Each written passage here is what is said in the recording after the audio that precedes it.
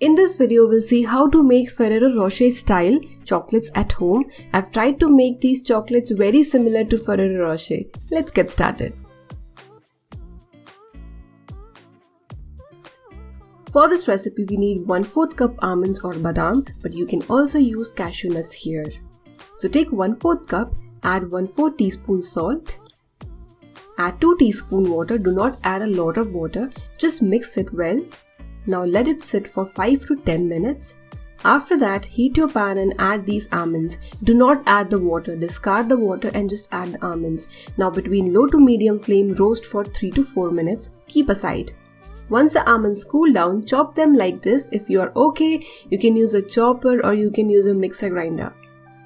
If you use your mixer grinder, make sure you use the pulse mode and do not make a very fine powder. It should be coarse and even with small pieces of almonds.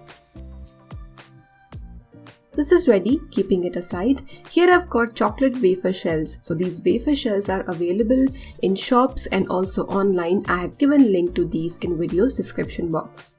We would need around 50 to make around 25 chocolates. Now slightly toast hazelnut between low to medium flame for a minute or so.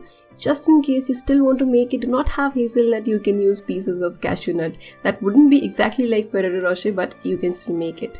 Here I've got Disano chocolate hazelnut spread, which is 45% hazelnut. It tastes so amazing and there's no other spread having 45% hazelnut in it. So you need to fill both the cups, both the wafer shells, with this delicious Disano chocolate hazelnut spread. In case you're not able to find hazelnut or you find them a little expensive, you can use pieces of cashew nut. It won't be similar or very close to Ferrero Rocher. You can still make these chocolates because of the spread. These would still taste fantastic. When you join the shells, make sure the spread inside both the hemispheres is touching each other, and that would keep these shells glued. Now keep this in your freezer for 15 to 20 minutes. Meanwhile, melt 3/4 cup milk chocolate, or you can also use milk compound. I'm using my microwave, but you can use double boiler to do this. Very simple. Heat a bowl of water, place this bowl on it and then melt your chocolate. Now add all the almonds which we had chopped using 1/4 cup toasted almonds. Toasting with salt really brings out the flavor of almonds and toasting makes it really crunchy.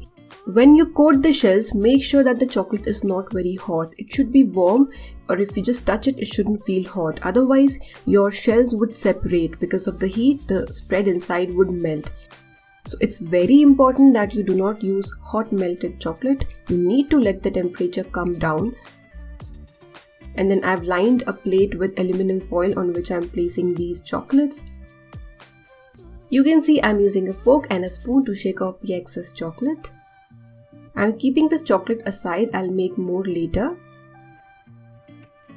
Keep these chocolates in your refrigerator, not freezer, for 5 minutes.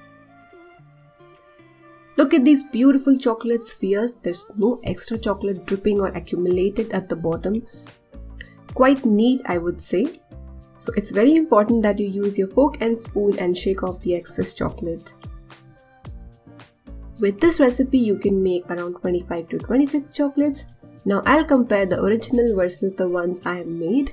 So this is original Ferrero Rocher chocolate.